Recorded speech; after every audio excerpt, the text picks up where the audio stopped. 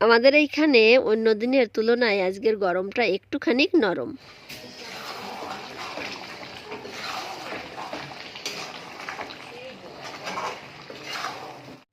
এটাকেই বলা হয় মনে হয় সেই ভাইরাল রুটি, তাই না? দেখে তো তেমনই মনে হচ্ছে, তাও আবার দুপুরবেলা খাবো মাটন দিয়ে।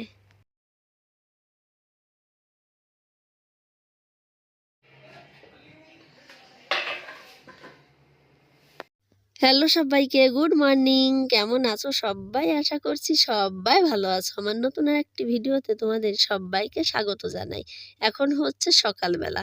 তো সকালবেলা এই যে দেখো নিচে থেকে ভিডিওটা শুরু করলাম। আমাদের এইখানে আজকে গরমটা একটুখানি নরম, মানে অন্য দিনের তুলনায়। তো দেখো এইখানে বাজে এখন হচ্ছে ওই 10:30 11টা বাজে, তারপরেও আমি সকালবেলা বলছি, কারণ কোনো নিয়ম টিয়ম কিছুই হচ্ছে না কাজ কামের আর কি।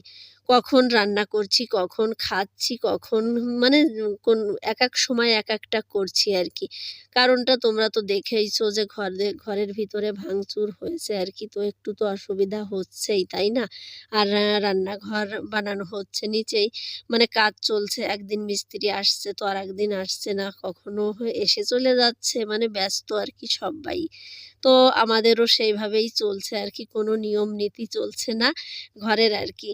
কাজকর্ম, খাওয়া দাওয়া অন টাইমে সব কিছু হচ্ছে। তো এখন এই যে নিচেটা একটুখানি পরিষ্কার করে দিচ্ছি।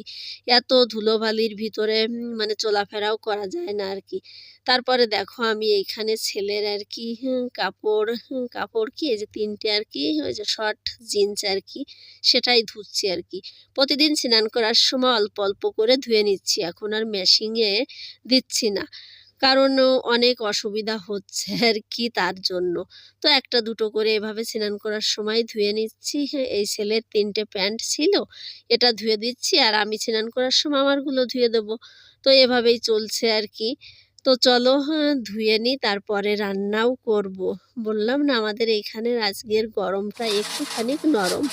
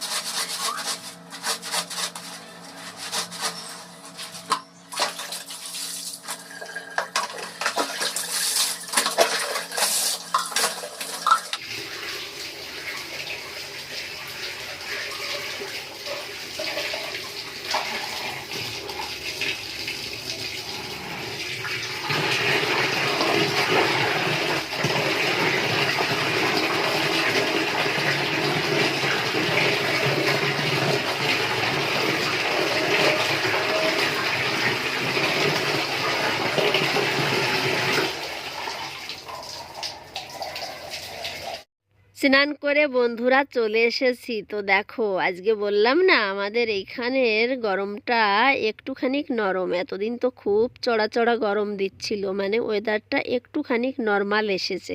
তো মনে হলো যে চলো আজকে খাসির মাংস একটু খাওয়া যেতেই পারে। এখানে 700 গ্রাম খাসির মাংস আছে।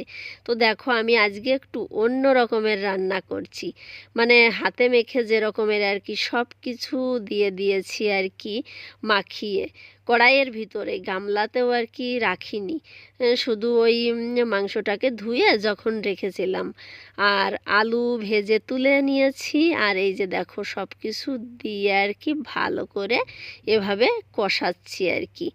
আর এই যে জলটা আর কি আলু ভেজেছিলাম তখন আর কি জলটা গরম করে ঢেলে রেখেছি। আর এই যে কড়াইয়ে তেল এদিকে দেখতে পারছো, আর হচ্ছে এই যে আলু। তো চলো রান্না করি। খাসির মাংসটাকে যত কষানো হবে তত বেশি টেস্টি হবে।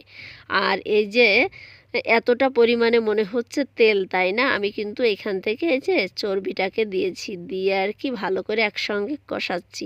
চর্বি দিয়ে মাংসের সঙ্গে কষিয়ে রান্না করলে সেটার টেস্টই অন্য রকমের হয়। আর চর্বি রেখে দিয়েছি উপর দিয়ে আর কি, ওই যখন হয়ে আসবে তার আগে আর কি দেব, দিয়ে ঢাকনা দিয়ে ঢেকে রাখবো। তো ওরকম করে দিলাম, আবার কিন্তু মাংসের সঙ্গে কষিয়েও দিলাম, তাহলে কিন্তু টেস্টটা আরও বেশি হবে আর কি।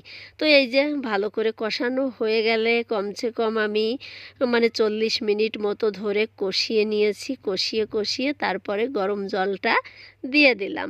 আর দেখো একবার কালারটা কিন্তু সেই এসেছে। গরমের ভিতরে আর কি রান্না করছি, গরমটা যতই নরম হোক তারপরেও গরমের সময় গরম তো হবেই, তাই না?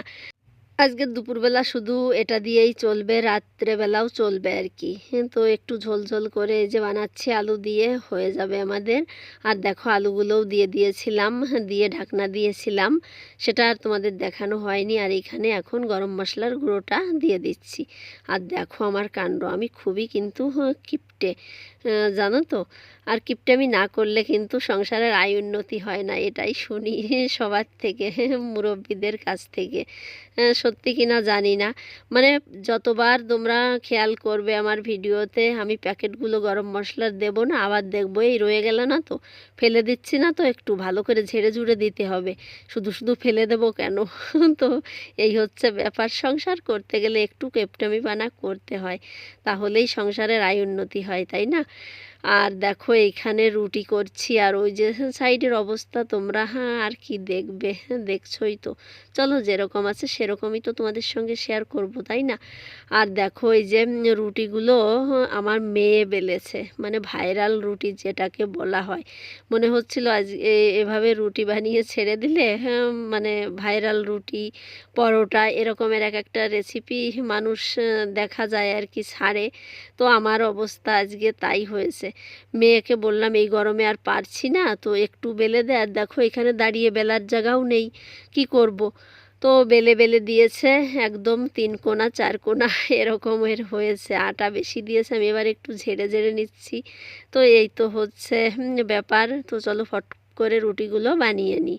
আর দেখো এই যে বানাচ্ছি, আর হচ্ছে দেখাচ্ছি যে রান্নাটা এই যে নামিয়ে নিয়েছি।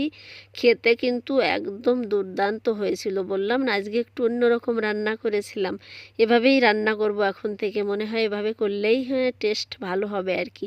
আর এই যে রুটিগুলো ভাইরাল রুটি। আর দেখো ভাতও ছিল, অল্প করে করেছিলাম আর কি, আধা আধা কৌটো চাল দিয়েছিলাম।